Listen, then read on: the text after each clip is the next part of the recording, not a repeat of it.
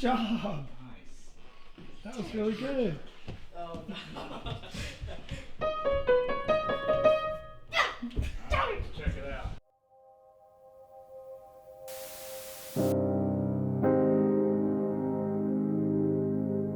Police in Newark say they had to administer nearly 24 doses of naloxone in just the past 24 hours. The fentanyl was found near where Hennon and Taylor's kids sleep. Both kids are younger than 7 years old. Oh my God, a kid could have got it. Would have died. Something Newark police know all too well. Within just the last 24 hours, police reported 3 hospitalizations and 1 death from overdoses.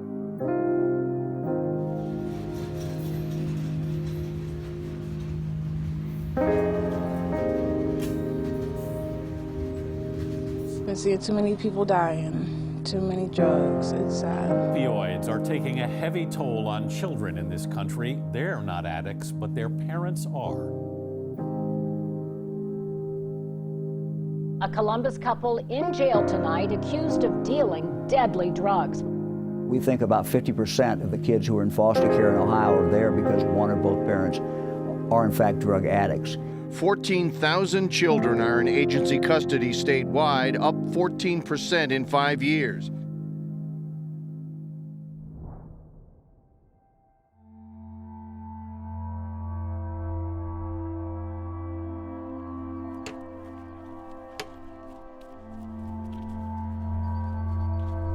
So sometime in 2016, maybe like the summer of 2016, I had called a foster care program, but the first phone call, they're like, oh, fill this thing out. We'll pay you to drive to Cincinnati. You got to take these classes. It's a 2-day class. We'll pay for your hotel. We'll put you up. And yes, we need foster parents, but you got to go to these classes. You got to get certified and you got to go through the process first. But I didn't feel like helping children was going to be an income stream. But I told him, I said, yes, we're in. We'll help with kids, but I'm just not interested in the system. I would much rather help, like when I know somebody that knows somebody and there's a kid that needs help, I'd be in on that. We had really been walking through, should we be, doing more for children? The world is really broken. There's a lot of kids that need help. Maybe we should adopt. Every night, me and Kaylee, because Kaylee slept in my room because she was scared to sleep in her own room. So she slept in my room, and we prayed for a chunky baby every night, pretty much. We begged my parents to do foster care and everything like that. And we almost got into foster care right before Christiana and Josiah came to us. Matt, a guy that at the time did a lot of tree work for us, he was telling me about how he is raising his 2 grandkids. His non-biological daughter, she's on meth, she's in and out of jail, and got all these things going on. So I told him, I said, if you need any help or whatever, Sabrina and I have always talked about fostering and adopting. We'd love to be help in any capacity we could. And then in October 2016, this guy texted us and said, if you really want to adopt the children, we want you to spend some time with them. I remember specifically all of us in the kitchen when it was just a family of 5, me, Annabelle, Elijah, my mom and dad. And my dad telling us, he was like, this guy wants us to take these 2 kids. My parents showed us a picture of Christiana and Josiah. They said that they wanted us to move forward with adopting them. We had no idea who they were. I just remember we were all super excited. Kind of why are you even asking? Jumping up and down. Yes, we want to go. When can we meet them?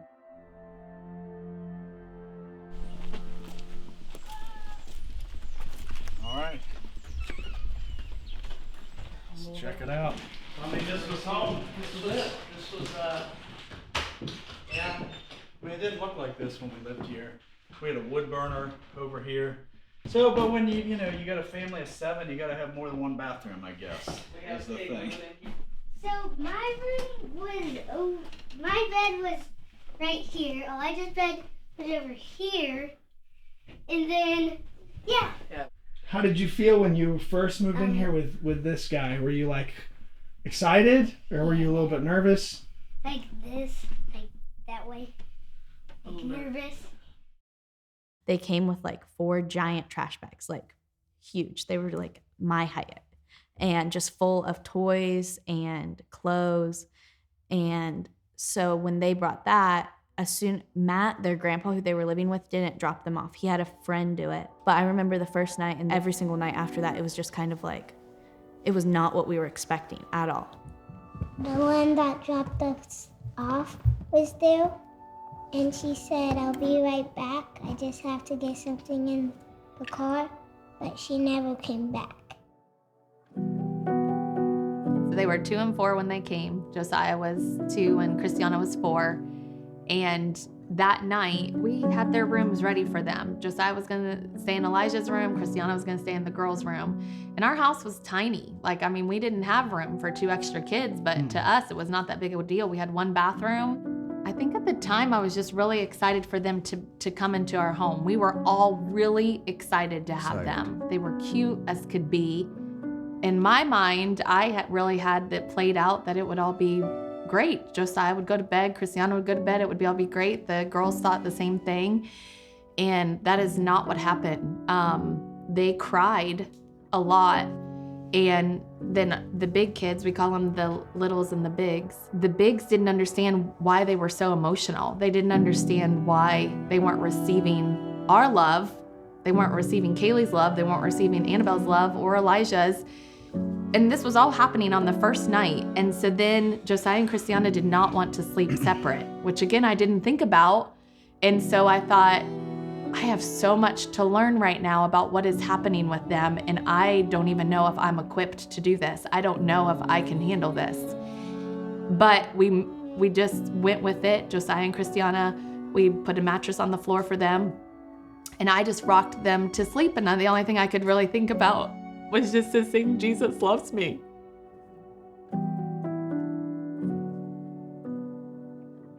When they came to us, they would cry every night. And I'm the person that's like, I cry a lot, but whenever anyone else cries, I feel like I need to fix it.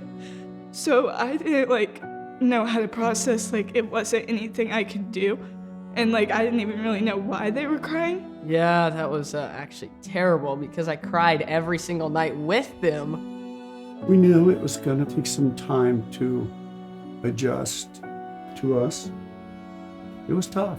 It was tough for them for a little while. And there's no difference in our thought process between their 3 kids or Josiah and Christiana. We didn't know what was happening because we had never dealt with kids who had come from abuse. Right. Josiah had been beaten by his biological dad when he was 18 months, maybe. Yeah, something like that. I just wasn't used to any of the things that they were used to. And you're talking they're 2 and 4. Why should they be used to that anyway? The Warners all call me Miss Mary, and they've called me that forever. I came to work for them a long time ago. Elijah Man was just a baby. Jake is one of those guys who, he doesn't see an obstacle. If there's something that needs done, he's like, yep, we can do that. And whether it's work or with the family or in friendships, he just figures it out. And he doesn't let anything stand in his way. Sabrina, she finds those who are rejected and those who nobody sees value in, and she imparts into them value. She makes them see who they are and who they can be and won't give up on anyone. So the first time that Jake let me know what was happening, I was just like, wow, just like that easy, 2 extra kids, you have 3 kids, and I thought, man, that's a lot to take on. But then again, it's Jake, so yeah, if it needs done, he'll do it. And he was just all about it. Immediately, there was no question in Jake's mind, he was gonna take care of these little guys. They needed someone, he was gonna be that someone. In the time that they were with us, there was lots of information coming out. So the first 3 to 4 weeks they were with us, we found out that Matt had not really been honest with us. He had actually had cancer. And so he was really feeling like he was not going to be able to take care of the children because he was going through treatments and he didn't even know if he was going to make it. And so he is scrambling, thinking, I do not want to send Josiah and Christiana back to their biological mom because she's a mess right now. And we did not know the biological mom. We had no idea what her mess was. And then he has cancer and he's dealing with all that emotion. And so he's saying, I've got to give these children the best scenario possible, which is awesome. And so that's how we entered the picture, but we didn't know that's what he was thinking. We had no idea he had cancer. And that's actually all that Josiah and Christiana knew was Matt. Matt was literally the person who was feeding them, being kind to them, taking care of them. Was it in a manner of like healthy foods, you know, and sleeping properly? And they were spent a lot of time at the daycare? No, but at the time that didn't really matter because he was doing what he needed to do for them.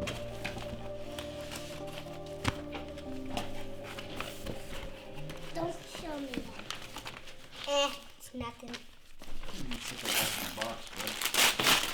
Oh, buddy. Oh, man. Black pants. Black pants. That's awesome. And then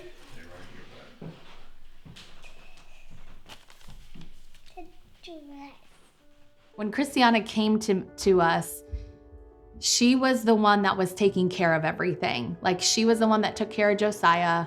She did not need our help. She was 4 years old and she knew that she did not need us. And when you're looking at a 4-year-old and she's carrying the weight of the addict, of her grandpa leaving her, of everything, her whole world leaving her, all I wanted to do was fix it for her. But I knew I couldn't fix it because it was her emotion, it was her weight. Christiana, welcome to Knuckleheads. What's your favorite thing to eat?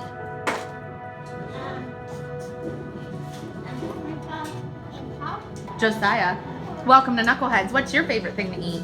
Ice cream. Ice cream? And what are you eating right now? It started, I was just watching Christiana and Josiah, and it was part-time, so I basically did just all the fun things with them, and we would go to the park, and we would just do crafts, and it was just a really great time, and then it morphed into helping with the homeschooling, so I did that with all 5 for 2 years. Christiana, when I first came, I came to meet them, and she was just all limbs. Like she's the skinniest little girl. And she just climbed right up on me and I held her, and she is the most loving child there is. Like that's what she desires, is to give her love to people. Josiah is just a force to be reckoned with. I mean, at this point, he's a mini Elijah. They do everything together, and he is, he's very observant, so he notices a lot, and he's not afraid to tell you his opinion, both good and bad though. He doesn't limit it to just the negative. He'll tell you if you look nice one day, and so he's very, very, very sweet and loving as well. When they first came, Josiah was a little bit more lost, and I would take him for gator rides on the farm. And it wasn't just a 10-minute ride. We'd drive the whole farm and the perimeter of the adjoining farm. And we looked for deer, and he was quite interested in that. And as soon as I'd bring him back it was time for a nap or whatever, he wanted to know when the next ride was happening. And we just kind of have a bond from that. But we welcomed them and let them warm up to us rather than try to jump into their lives, and they've done very well. They're pretty amazing. Yeah. We hired an attorney. We're like, we're going to just go and get the adoption done right away. And turns out you have to get legal custody before you can adopt, is the way it worked. Because at that point, Matt was the legal guardian. We were just basically a glorified babysitter. And then Matt was in agreement. Matt had to release it. Matt signed off for us to be legal guardians. And that happened in the same year. I think that happened in like July of 2017. We finalized the being legal guardians. So at that point, you can make all the decisions kids need. And so what happened with the mom was She did end up going to jail, and then we developed a relationship while she was in jail and going to rehab. And I had a heart for wanting to make sure that we were doing everything possible to make sure that she knew that she could be a part of our life and a part of Josiah and Christiana's life as long as she was willing to make the effort to be sober, make the effort to change, make the effort to be a part of their life. We went and saw her when she was in the Licking County Jail, and she agreed to sign off on a certificate so we could adopt the kids. We physically went in and met her. She signed the papers. We got them notarized while we were there, and she literally looked into my eyes, and I had never met her before at this time, and she said, "Please teach my son how to be a man." And I didn't even think about doing that, but yes, that's what I'm gonna do. I'll be a great dad.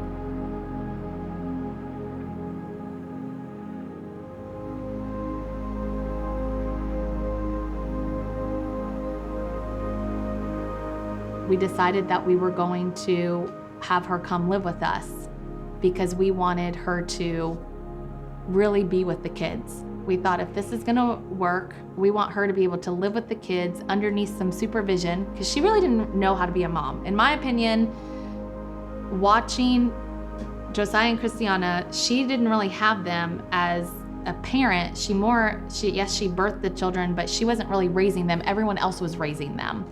And I thought it was really important for her to see what a family was like, and for her to be able to live in a family and be able to raise her children underneath goodness and instead of brokenness. And so we agreed for her to come.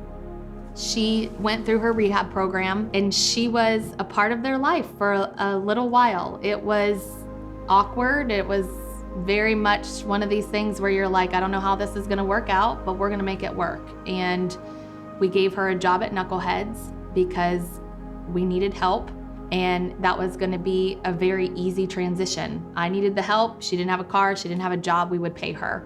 So she came and stayed here, worked at Knuckleheads for us, and it wasn't long after she got here that it really was not a good situation.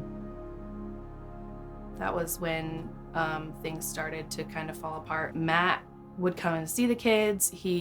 Every time he came, he just talked about how much he loved the Warners and how much he appreciated what they had done. And when Charlena got out of jail, they brought her in to try to help her reunite with her children and to give her a safe space to restart, because sometimes, or most of the time, coming out of jail, the habit is to fall back into what you've known, which is what got you there in the first place.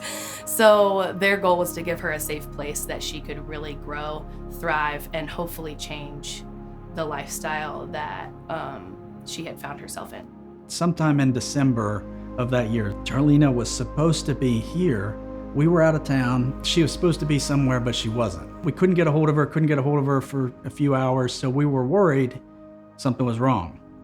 And when we finally got in touch with her, she clearly was lying to us. Like, she clearly made up the story. So now we found ourselves in this position where we knew Charlena was not doing what she should have been doing. And what I mean by that is that we knew she was doing drugs.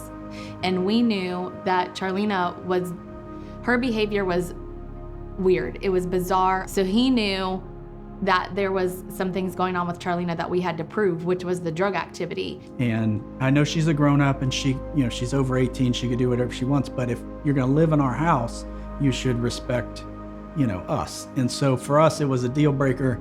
We told her she had to go. At that point in time, I just thought, I'm not gonna try to make this work anymore. This is not about me making this work anymore. This is about you have some things that you really have to get figured out, and your children should not be at the expense of that. And so she was angry, I was angry, but she did leave. I mean, she left, she packed her stuff, what she could, and TJ is the person that she is with. He came back and got her, and I remember telling him, she is still married. She has 2 children she's trying to reunite with, and you should stay out of this. Did I know how it was all gonna end? No, I didn't really know if they would move out together and, have their own life. And I didn't think that far in advance. I just wanted her to be healthy. And I was very hopeful that she could reunite with Josiah and Christiana. So during this whole time, she was working with us and for us. And then she showed up to Knuckleheads the next day after we had asked her to leave. And I said, you don't have a job here anymore. You know, like, this is not going to work out. And it really started to create a lot of waves. When people give you an opportunity to be successful, they give you that person trust. Once that trust is gone, that relationship is forever changed. We gave Charlena every opportunity humanly possible for her to be successful. I drove her multiple times to her probation meetings, whatever it took so she could be successful. My observation of her relationship with Christiana and Josiah was more like a big sister rather than mother. And Matt started changing as well. He became very unfriendly. I told Sabrina at one point, I felt like he was really jealous, is what he looked like when he'd come by and get the kids, and he wasn't treating us the way he had been, and he kind of stopped communicating with us, and it became very different than what it had been prior to all of this. Everybody really hoped that it would work out. I mean, that was the end goal, was for it to work out and her to be able to be with her children. And so it was heartbreaking, and it was really hard for Jake and Sabrina because they really were trying to help her in the best way they knew how, and it just didn't end up being enough. When we asked her to leave, we really didn't hear anything from her till I think May of 2019. So that was December, and then we kind of went back to normal. Life was normal. Moving forward, June 15th, I think, was the when we were going to finalize the adoption. Our attorney started telling us, oh, you know, lots of people have different last names. Why do you want to go through this? And we're like, are you kidding me? We want to give these kids our last names so they know where they belong. They know who their parents are. You have to do a home study, right? And that's through a foster to adopt program. They make you do a background check. They come look at your house, make sure you have plenty of bedrooms, bathrooms, you have food. If you have guns, they're locked up, those kind of things. You have to have a fire escape plan. They have a status hearing at the end of May. Charlena's attorney tells the judge that she's no longer going to consent. Even though she's already consented, we have it notarized, it's a legal document. And the day before, she signed another paper that she had no children because it was easier for her to get a divorce. The day before she's coming in saying, I want my children, she was saying, I don't have any children. They throw out our adoption. We're back to square one. And at that point, we're not only back to, just being legal guardians. Matt and Charlena have teamed up at this point to try to take Josiah and Christiana back. And so now we're defending our legal guardian situation. So we didn't even get to go in and give the judge our story. He had no idea the background of what was happening. He had no idea for how long we'd had Josiah and Christiana. It was less than a 5-minute conversation with our attorneys. He just threw it out.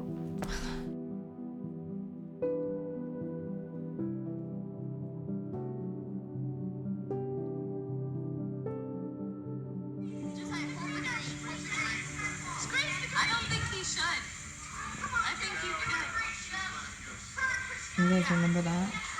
What's the green? The green means go. All right, which one do you like to look at? Oh, here we go. Look how tiny you are. I want to go there. I know, now you guys are going to want to go everywhere. So the first year we had them, we tried to take them to a bunch of different places that we had been to with the kids.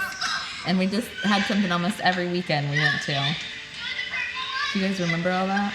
Mm-hmm. Yeah?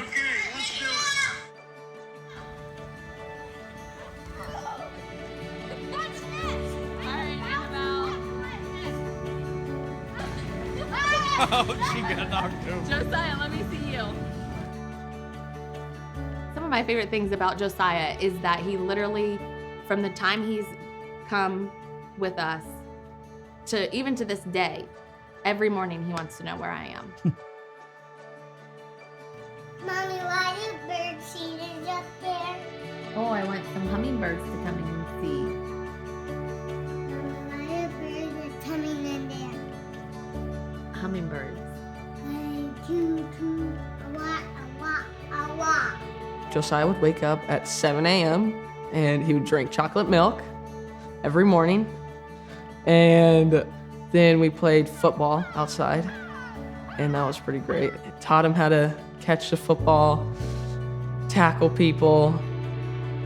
The funny thing about Josiah is that he's into Elijah. Yeah, Anything that's that what I was Elijah gonna does. say. He's into whatever Elijah's into, and he's so athletic. Hi, Dylan.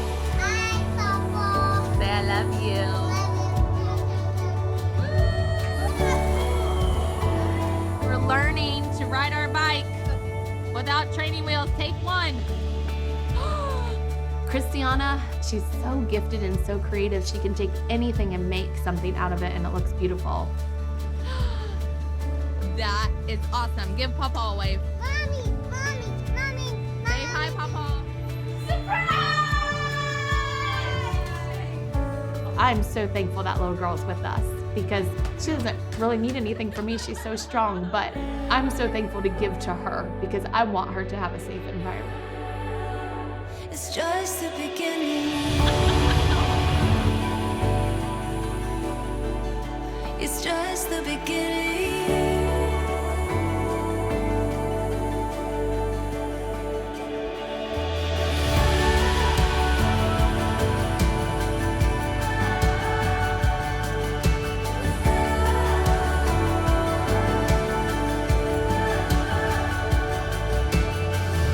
We'll chase the sky, watch us shine. It's in our eyes, burning bright. It's just the beginning. We'll chase the sky, watch us shine. It's just the beginning. I think since Christiana and Josiah came, we all just were like much more closer as siblings. We all got along better and we all had a closer relationship just because of like, it was a very dramatic situation, I guess.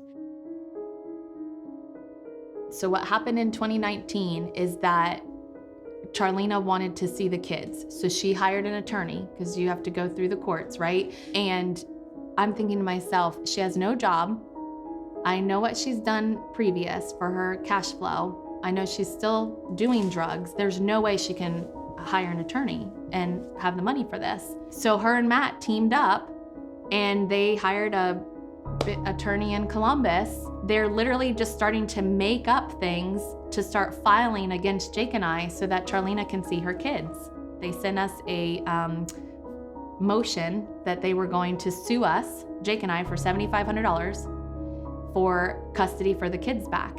We have to appear in court because now we're battling for not adoption. We're battling to keep Josiah and Christiana. And I'm thinking, this has to stop. Like, there's no way we are gonna go to court and spend this money and battle against the biological mom. I'm just not doing that. Like, I'm not going to battle against the biological mom with Josiah and Christiana.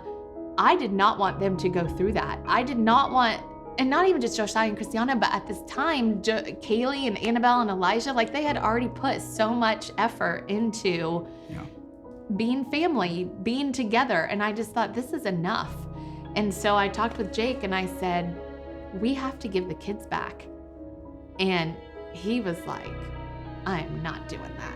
We're not doing that. We're not doing that. We're not doing that. And I said, if we don't give the kids back, we are gonna be in this mess forever. Like there just seemed to be no light at the end of the tunnel. It was so heavy and so dark walking out of that courtroom that day when the judge threw out our adoption case, just like that, just threw it out. I just thought there's no way that this is ever gonna work. Because if we go down the battle of fighting, there's going to be no friendship left. So we felt like giving them back, we could still see them all the time on weekends, or we were even talking about getting them every weekend for church, right? You know, so we agreed to it. We agreed that they would go to live with Matt and Charlena at Matt's house, It was an emotional conversation. It was not what we really wanted to do. We just felt like it was something that we had to do.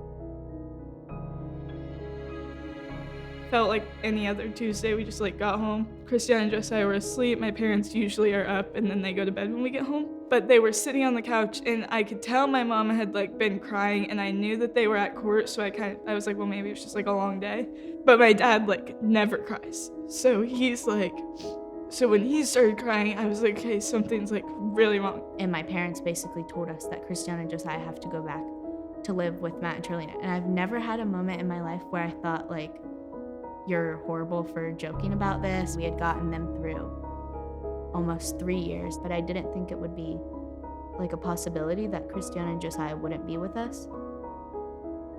So I was thinking, like in my head, I was like, what if Josiah forgets about me? What if we're not best friends anymore? Like, what's gonna happen?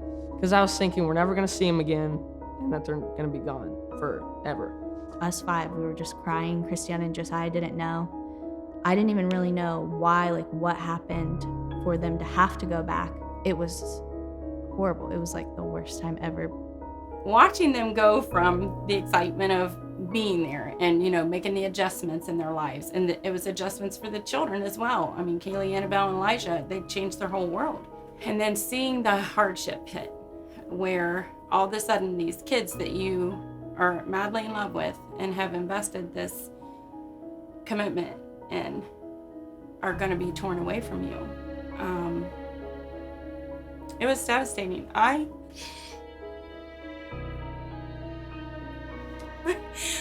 watched Sabrina melt before me on the floor when she thought she was losing those children, because her heart was already filled with them. And you just can't imagine, you know, making such a commitment and giving 100%. They didn't just halfway do it, they were all in. And then to have someone say, sorry, you know, you have no legal right to these children, or it didn't seem that the personal commitment and the financial commitment and the time commitment that they had made to these children mattered. It was just, you don't have the right paperwork, we don't want the kids with you, that's it. You know, we just assumed or felt like we were mom and dad still, but what, you know, it wasn't quite official. So we're like, it's not about us. It's not about us. It was just devastating because you think you're going down this route, you're pretty confident you're supposed to be their dad. It's the most, I mean, it's the most horrible thing you could possibly ever do, because on day one, we feel like they're our own kids. We treat them like our own kids. They've called us mom and dad at that point for 2 years or more. We had let the big kids know that we were going to be sending them back, but we didn't let Josiah and Christiana know because we just didn't want any type of negativity for them. We wanted to make them going back with Charlena a very welcoming, this is going to work out. We're going to still be here kind of in the background a little bit, but we're going to let you guys get to be, you know, mom and daughter and mom and son. I will never forget the day I walked in to work. It was a usual day. I was gonna hang out with kids. We were gonna do schoolwork, we were gonna play. And she met me at the door and was like, hey, can we go talk outside? So we walked out. She was like, you know, we've made the decision that Christiana and Josiah are gonna go back to be with Matt and Charlena. And like tears streaming down her face and tears streaming down my face, and we're both just standing there like just looking, and because I loved those children so much, and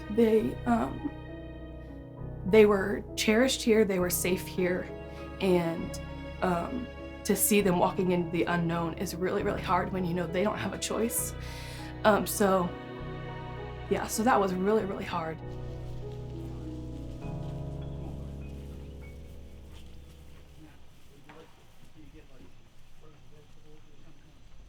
All right, Jose. I can feel it. He's got it. You can do the one that I taught you last night, or you could do what you normally do.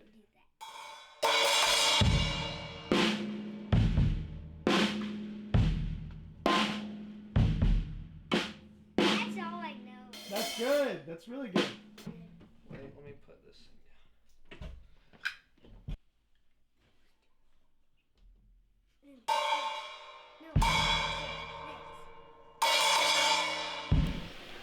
I have a thing where it's like my closet, and there's a flat area up there, and I can get up there and open my window, but I can't. But only if there's a fire, then I have to open my window, then I have to jump, and my dad will catch me.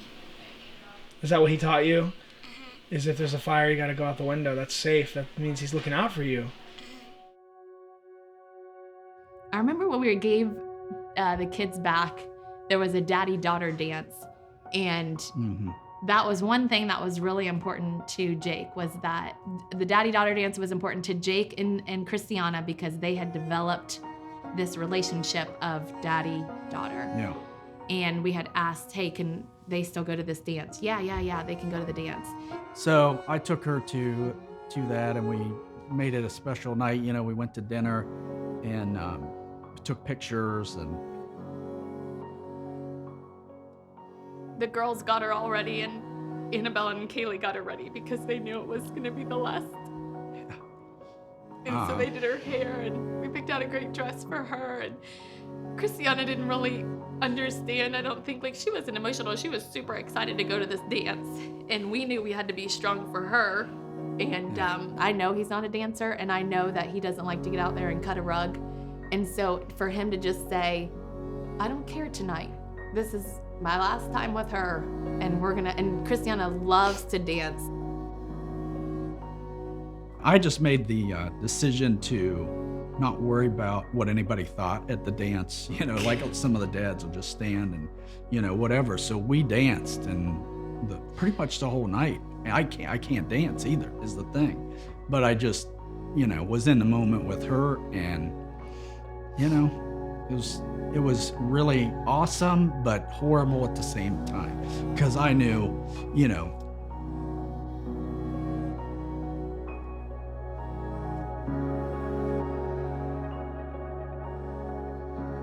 The daddy-daughter dance was on Friday, and we ate cupcakes and we danced, and I played with my friends, and it was really fun.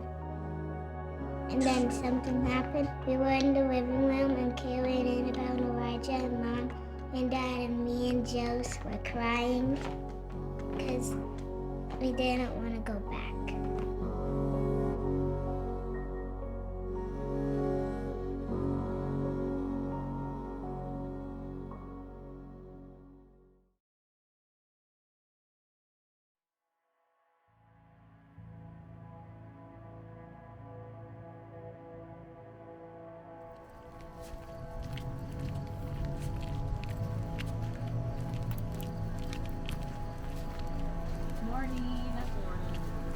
We are coming to drop off about 70 sandwiches or hot dogs to the homeless for our Vertical, which is a outreach program here in downtown Newark. Is there anything we can be praying for you guys about?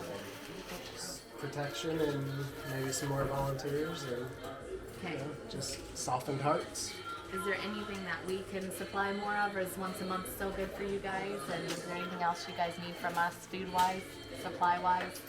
Let me talk to my Monday group, and maybe if you could do another day, like sandwiches or something like that. Yep, we'll do it. You just let me know. Appreciate We it. appreciate you guys. Thank you for what you're doing.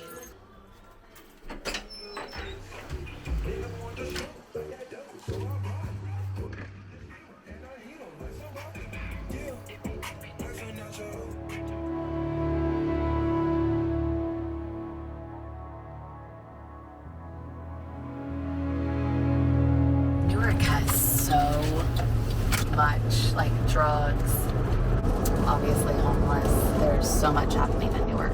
Denison is a big culprit of a lot of drug and alcohol abuse. We have just seen so much over, decades. We've seen Granville do so many things that are harmful for many people. They didn't care, but now all of a sudden they care about people's health, or they care about what your business is doing. There's just so many things that are so frustrating that I see And I think that's one of the things Jake and I are just tired of, is that it's been going on for so long, and then COVID hit, and the town decided that they wanted to come after Jake and I for not following the dots on the floors and the masking up.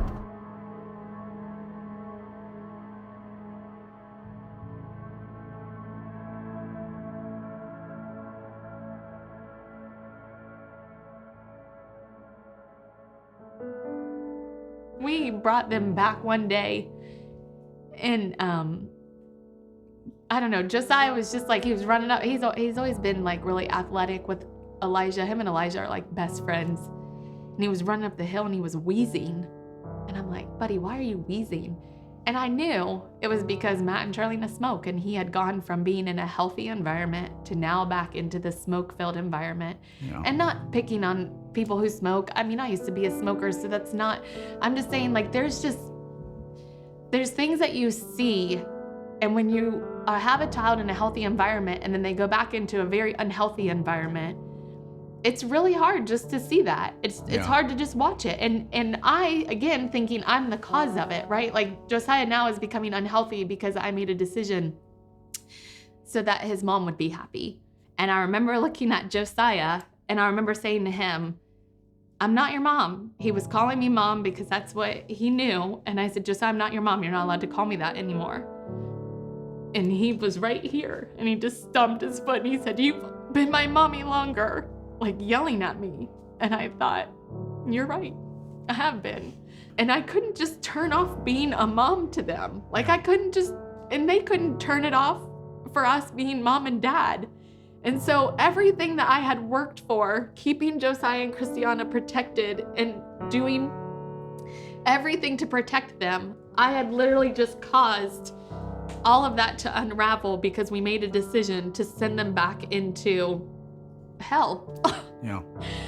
All in the name of protecting the biological mom and Matt, because that's what we do as a society, right? We look at the adult, they're the victim, they're the ones we need to give them more because it'll all be better. No, it doesn't work that way. We have got to stop looking at adults and acting like adults need to get better, which they do, but Josiah and Christiana were the ones that needed Jake and I to just look at Matt and Charlena and say, I don't care, we'll fight you until the end for these two. Not because we have to be mom and dad to them, but because we will protect them from this craziness that you keep putting them in.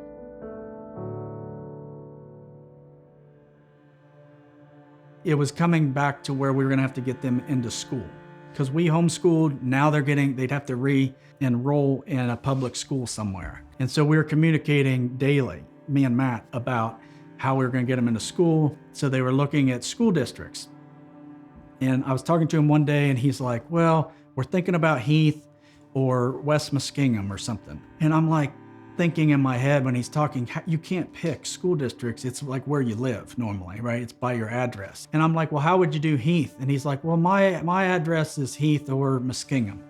And I'm like, this, doesn't add up. And I kind of felt like he was lying to me about something. I had gotten word from my mom that Josiah and Christiana were living at TJ's house with Charlena. TJ is Charlena's boyfriend.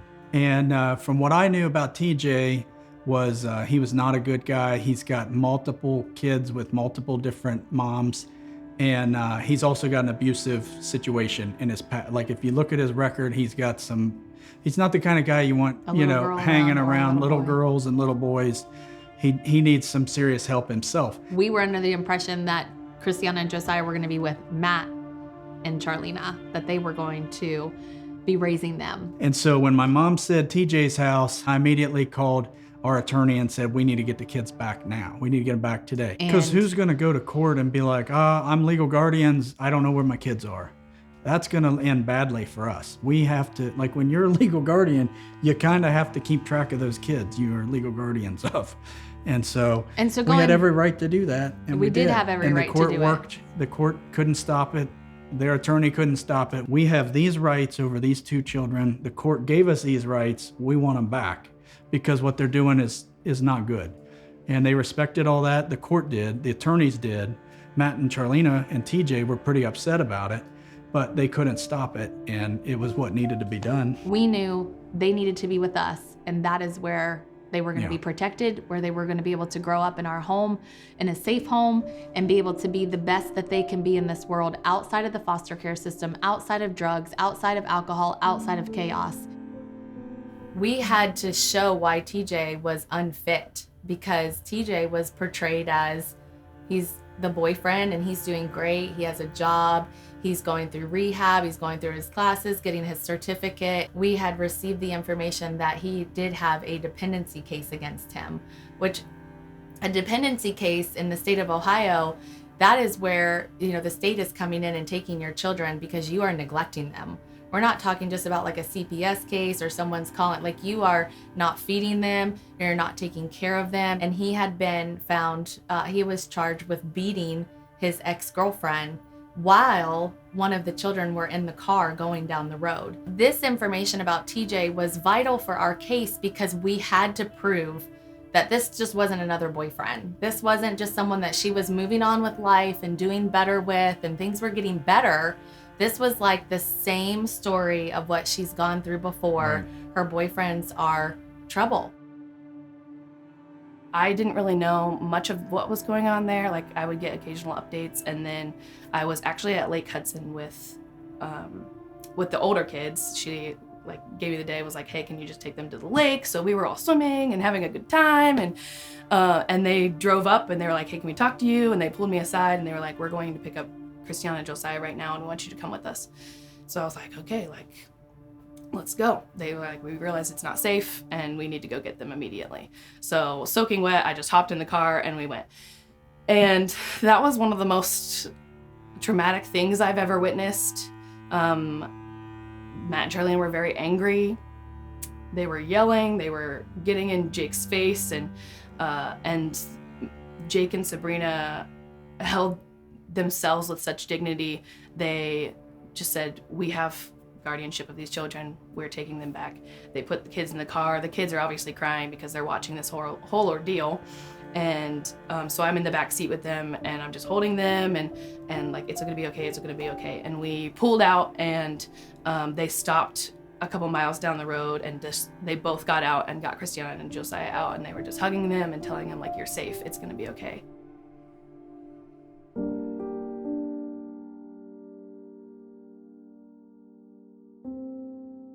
So they came back and then we had to go to court, like pretty immediately. We were still working. We were still, homeschooling the children. We were still walking through life. And then we were preparing for this battle to go in and fight for Josiah and Christiana. Because once you do something like that, you can file an ex parte order, which just means, hey, we got to get in front of the judge because the biological mom wants to see the children right now.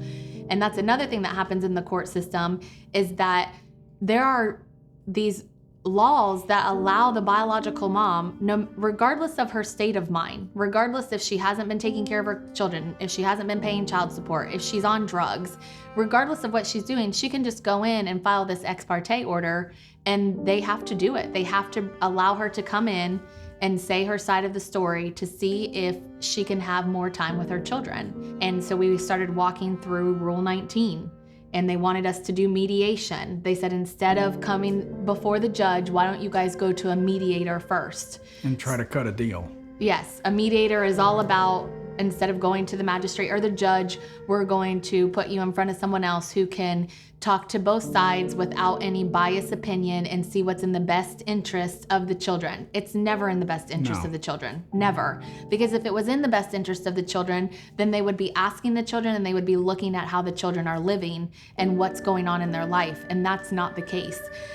We also had to have a guardian ad litem. The guardian ad litem is supposed to be the advocate, the voice for Josiah and Christiana, and they're the ones that are going to give the ruling on what happens with the shared parenting. And so we get into court, and then the guardian ad litem got up to speak. He comes in and goes, look, here's the deal. This is the best we can do. I think we should agree to this. This is Rule 19. This is shared parenting. You'll keep custody. They're gonna get every Wednesday and every other weekend. And he was the last one to talk. And he said, I do believe that Charlena should have visitations. They're bonded. I do believe Matt should have visitation with the kids because they're bonded. He thought that he had spent enough time with Josiah and Christiana, which he hadn't. And immediately I was very angry again, and I said, I'm not signing this. I am not doing this. There's no way I am allowing her or Josiah and Christiana to stay the night with them. There's no way I'm doing this. You're talking every week. Have you ever done anything for, every week we have to take Josiah and Christiana for 2 hours, and then every other weekend. And you have to remember now, we're not on good terms with Matt and Charlena. Like, they literally hate us. We're very frustrated with them. I wouldn't say we hate them, but it is not a good situation. And now you're asking us to jointly be parenting with them, and they know nothing about Josiah and Christiana. They have not spent hardly any time with them. Our lifestyles are extreme opposites. We kept as the legal guardian. The magistrate agreed with us that it made sense that we demanded the kids back. He did give Charlena and Matt visitation 2 hours on a Wednesday and every other weekend. So that was devastating, really, for us to get that order or that decision, because it didn't feel like a done. win. And so we left the courtroom not feeling victory. We didn't feel like it was a success. We didn't feel like we had won. And we started visitations.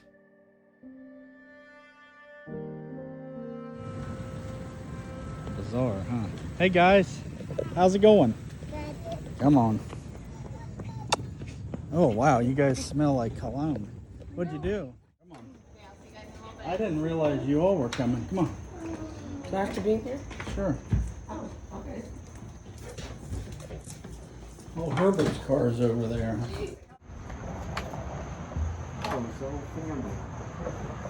Yeah, our family. Our family. My kids. No, they're not yours. What's wrong with you, Jake? You just slammed the door as I was walking through it. Whatever. Let's go, guys. Let's go. Quick. Get in the You car. don't have to be quick. Get in the car. As the world was shutting down again and everyone was not sure what was happening, people were hanging on to Governor DeWine's daily talks, right? And so we have knuckleheads, we have Jakes, and then all of a sudden they started talking about essential businesses. And you're like, well, are you essential or are you not essential? And what do we do with Josiah and Christiana? I thought it was our ticket to be done. I'm like, this is great. If this is if this is as deadly as they say it is, Josiah and Christiana don't have to go anywhere, right? So someone had asked Governor DeWine in one of the press conferences, what do parents do that are doing shared parenting? And so I was hanging on the edge of my seat like he's gonna say, don't go, right? No, he says, well, you just do whatever's in the best interest of the children. And I remember thinking, what does he mean by that? Does he not understand that most people who are doing shared parenting are divorced and they hate each other? Do you think either side is going to do what's in the best interest of the child? They're not doing what's in the best interest of the child. So the world's worst pandemic of all time, we closed the whole world down. We're still doing shared parenting. Like, wouldn't you think if this was legit, we would need to stay in our own bubble, right? We were bound by law to take Josiah and Christiana. And that's when I knew that this whole thing that was happening with the world there was something more to it. That it was not a deadly pandemic. It was not about health and safety. Because if it was about health and safety, we would be protecting our children. And in our case, we would be able to protect Josiah and Christiana. And once again, we couldn't. Our frustration was building because we had to continue to take Josiah and Christiana every Wednesday and every other weekend to these visits.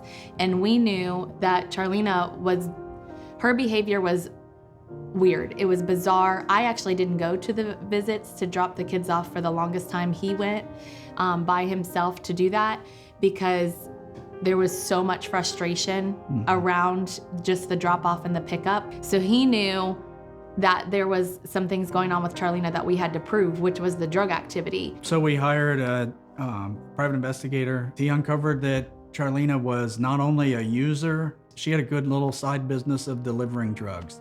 She was in the business of taking drugs from multiple different houses to other people's houses. She was like the driver. We knew what was happening, and then we would have to send Josiah and Christiana. Applewood was extremely busy with what appeared to be drug activity, specifically the individual that I was watching, the location that she was going to. It was a constant flow of people going in and out of that residence. Some would be there for less than 60 seconds, some would be there for 20 minutes or so. The really concerning part is it's not just limited to the adults, but the adults are so incapable of making good decisions that they are knowingly and willingly bringing their children into those types of situations, to the point that in the middle of the night, they're taking their children down to a local gas station to meet God only knows who and do a drug deal behind the building with their children present. If that's not a red flag, if that's not an issue to somebody, I'm not sure what else to say in that regards. You know, eventually we were able to file a affidavit with the court from our investigator to request a drug test. So we requested that Charlena would have to take a drug test within 3 days of this filing. So she gets the results and we got the results and they were obviously positive. It tested positive for meth. But then I also got really angry again because she wasn't arrested. So you can walk out of Ohio Consortium with a positive drug test, and because of doctor-patient privilege, even if you test positive for meth, you do not get arrested for that. It's totally backwards to me. We thought we were going into a season where we were done with this. Charlena can go and get herself healthy, do what she needs to do. We can move on with Josiah and Christiana. We're good. I'm telling you, every time we turned around, there was something else that was filed. There was some other excuse for why the kids still had to go. And so now Charlena tested positive. The magistrate said, absolutely, you're not allowed to see the children. But Matt was still on the docket. Didn't want to park out front? There wasn't no place to park. Oh, really? Really? Police Don't station, touch her. Aren't we supposed to meet at the Don't police touch station? her like that. Aren't we supposed to meet at the police station? Hey, Am I wrong? Am I wrong? You better, Am you I got wrong? 1 minute. Am I wrong? You got 1 minute. Go ahead and don't grab her like that ever again. Don't touch her. So we still had our September court date coming up, and we were feeling pretty confident about it because we had the testimony of Ben. Yeah. Charlena was no longer seeing the kids. Matt is not a biological related person to Josiah and Christiana. We felt like it would go really well. We really were confident that this was going to be the end of the visitations, not adoption, because that's not something that we could do right now. We just knew that we wanted the visitations to be done. And the first day was hell. Yeah. They got to speak first, and they started bringing all of their character witnesses. I think the one that stood out to me was Richard Kozlowski, and he was an attorney. So here again, you have another attorney in the group who knows about the positive drug test, but still is gonna come and be a character witness for Matt and Charlena, saying that they're good people. But his testimony actually is what sealed the deal on a couple contempt charges we had filed. At this point, when we were doing visits, the way Rich is involved, Rich Kozlowski, is that Matt would take the kids to Rich's house and let them swim in his swimming pool. During the pandemic, when the judge's order said you can't have the kids around anybody except the parties, he gets up there, and one of the points we were trying to make is that on one of the visits, the kids changed in Rich's garage. They didn't change in a bathroom. They put their bathing suits on in his garage. So you have Matt and Charlena changing in front of each other with Josiah and Christiana. Changing in this stranger's garage. Inappropriate. So Rich gets up there and goes, well, my garage is nicer than most people's houses. So, you know, it's a really nice garage. And then they asked Jake to come up and speak. And they asked me about Rich Kozlowski, you know, and the changing in the garage. And I was like, do you know how you get changed? Do you know how you put on a bathing suit? That means my kids were at a visit and they were naked in this man's garage. I mean, Yes. do you understand? Yes. It's not that he has a nice garage. It's that that's inappropriate, right? You at least go extremely into the bathroom. This guy could be a freaking weirdo, have his cameras everywhere, right? Yeah. I don't know Rich. So our attorney asked him a few things, and he admits that the kids were over and that they had been around each other, and it's basically a done deal. So we went to bed that night. We got up not feeling the greatest, but we got up the next morning to go to court again, and it was finally our time to testify. And so when Ben came in and sat up there, and all he had to do, he had his computer, his laptop, he just read. He's like, at this date, at this time, we were here. The magistrate just let him South read William all of Street. his evidence. Then I went here. Then she took this and dropped here. And for probably 40 minutes, just line by line of everything Charlena had done. And so not only is he telling the truth, he's also exposing all the lies from the day before. So everything was really great. Ben had testified, Jake had testified, and then the guardian ad litem gets up and speaks. And the guardian ad litem Had already filed a report of what he thought should happen with the kids, and it was a terrible report. His suggestion to the court was that we get the kids 4 days a week, they get them 3 days a week, we pay for everything, and it's basically 50-50 scenario. And the magistrate from the bench said to Charlena, everybody knows what you're doing. We know exactly what's going on here. And you are gonna hurt yourself or hurt someone else. You're gonna find yourself in jail or worse. And so he literally just gave her a reprimand from the bench. And so we all get up and leave. And our attorney said, that never happens. The magistrate does not say anything from the bench normally, but he just gave her a reprimand. These were two kids that were in a bad situation. And as far as I know, there was no obligation that they had to these children. But this was a situation that they took on somebody else's problem for the sake of the children. Anybody that would take on knowingly a problem that they don't have to says something about their character to me. I personally was super encouraged by the judge recognizing this issue for being what it was. This has divided us with a lot of our friends because a lot of stories have been told out there about the whole situation. The word is that they stole the kids. You stole their kids. You need to give them back. You stole them. There's no stealing. I mean, Jake and Sabrina's got plenty of love for a lot of kids. We've lived throughout Jake and Sabrina's marriage for 20 years and watched the growth and the change and the amazing things that have been happening. And there's no difference from number 1 to number 5. That's the way Grandma and Grandpa are. The hard lesson we have learned from the pandemic is like the country song by Tracy Lawrence, you find out who your friends are. We've really learned that. That was September, and you have to wait. You're waiting on the order. You have to wait for the magistrate to go through all of the information. And so life went on. Knuckleheads went on. The pandemic went on. Visits still go on. Not with Charlene, but just with Matt.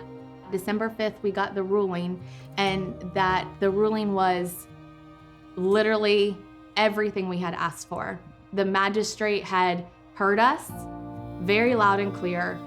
He was very adamant that the kids had been bonded with us, that they knew this was their home, that calling us mom and dad was exactly the truth. We were mom and dad to Josiah and Christiana, and everything that we were praying for and asking for. Right. And then some. Well, and remember, this whole thing started because Matt and Charlena filed to sue us for $7,000 and take the kids back. That's what this whole thing started. So the ruling was, we keep the kids, they pay the contempt filings, Charlena has to pay child support, and not only child support from that day forward, it was a year back too. Backdated. So they were gonna go back a whole year.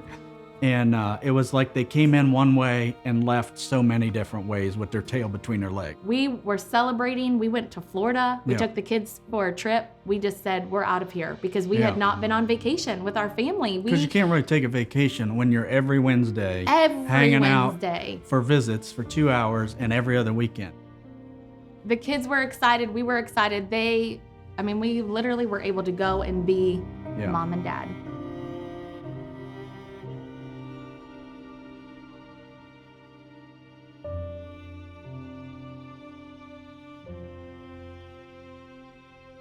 The kids Yeah. were so excited. We were so excited to have this completed. And I remember Josiah and Christiana when we told them, it's done. You don't have to do any more. It's done. And a sigh of relief just came over them. A lot of times people think with kids in general, but I'll just say with Josiah and Christiana, that they want to be with Matt and that they want to be with Charlena. And they think we're awful because we say they don't want to be with them. But Christiana and Josiah have been with us for 5 years. We're going into our 6th year with them. Right. And so you can't take away what a mom and a dad is giving to them in that time and force even the biological mom and this person, Matt, onto them. And in the course of the 5 years of Jake and I setting this foundation of what a mom and a dad look like, what a family looks like, that's what they remember. Yeah. That's what they're growing up in, and that's what they're going to continue to grow up in. And it's not only about them, it's about future generations. Like, we're breaking off this generational problem of abuse and, drugs, alcohol, the lifestyle. We're breaking that off. So it's not just Josiah and Christiana. Imagine how many kids we affect for future generations just from those two. I just love the Warner family. I think they're awesome people. They do the things that you and I might not do. They step into things that are uncomfortable and they take them on, and they bring change that no one else could foresee could happen because they just believe it will. It's just amazing to see what they came from and how they were frightened little children. They looked like scared puppies when they came. And the Warners have taught them, not just Jake and Sabrina, but their children, their older children, we call them the bigs and the littles. They have taught those kids that this is a safe place. You're always gonna be safe. You're gonna be taken care of, because now they can be who they are, who they were meant to be. Josiah and Christiana, it has been a true pleasure to get to be a part of your existence and you growing up. It's been so fun to watch you lose your teeth and get your teeth and to teach you to swim and to watch every moment you guys getting stronger in your spirit and stronger in your ability to deal with what life has thrown at you, because you've dealt with a lot more than most people would have to deal with. So I cherish you both, and Christiana, you are a light, and Josiah, you are fierce. It's been a rough road, but it goes back to what Charlena asked you to do. She said, teach my son how to be a man. How to be a man. Yeah. And I mean, I that's what took you that job seriously. I take my job seriously with all my kids. I've never looked at Josiah and Christiana as like, oh, they're like, my extra kids or whatever. They're all our kids. All our kids. We treat them the same from day one. Mhm. It's really like they're made for our family anyway. I mean, you just see how we interact, see how we do things. It's always been that way. And we knew it pretty much from the first probably month, really, because we really felt like they were meant for our family and they were meant to be our kids. Doesn't matter that they're not our blood, genetically, they're our kids. I mean, they are. And they call us mom and dad. So we're up for the job.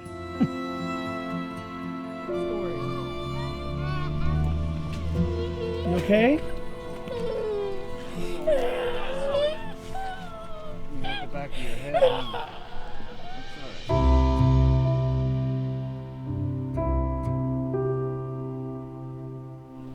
All right, let's go. I'm gonna walk it off.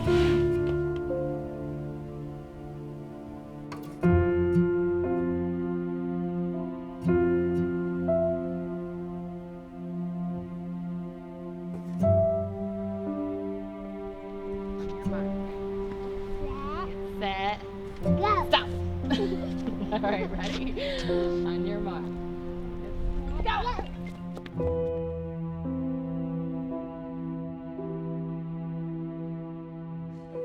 Yeah, this is a good picture of Joe's, how much he loves me right here.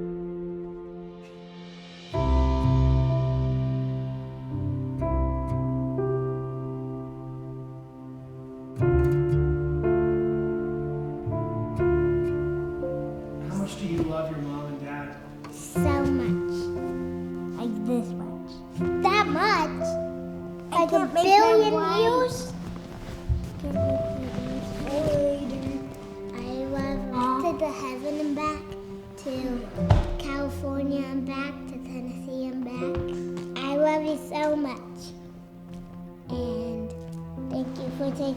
me.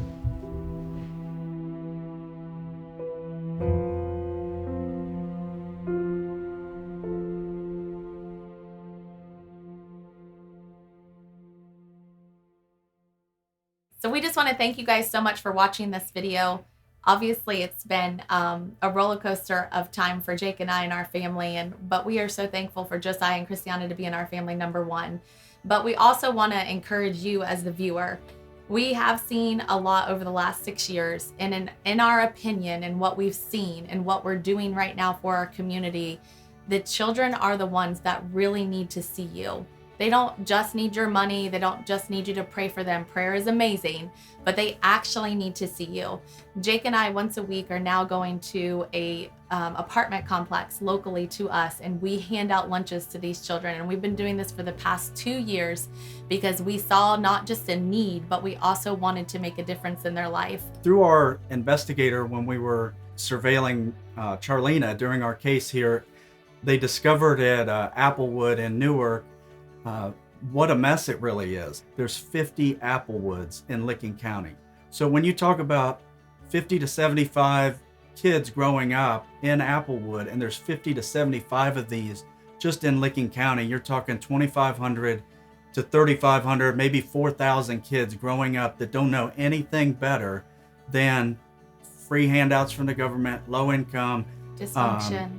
everything drugs, given to them, alcohol. drugs, alcohol, boyfriend, different boyfriend, no steady family. These kids are going to grow up. They're going to have lots of other kids themselves. It's a big problem if we don't do something now. So if you think about this, Governor DeWine shut down the schools. If you guys, we want you to remember what happened in 2020. He shut down the schools, which means right now we have 6th graders who were in 3rd grade when the shutdowns happened, and they don't know how to read. This is what we're living in right now, and we have to get out in the community. There's no longer just hoping and wishing that things get better. You have to get involved locally at the local level. And if you're not sure where to get started, we do want you to reach out to us. But the biggest thing that we want you to do is get started. We want to thank you guys again for watching. Stay tuned. We've got more coming out, and we're excited to continue to show you guys what we're doing so that you can be encouraged to get involved. Our heart is that you would take action in your own community. We cannot do this by ourselves. So we want to encourage you to get involved.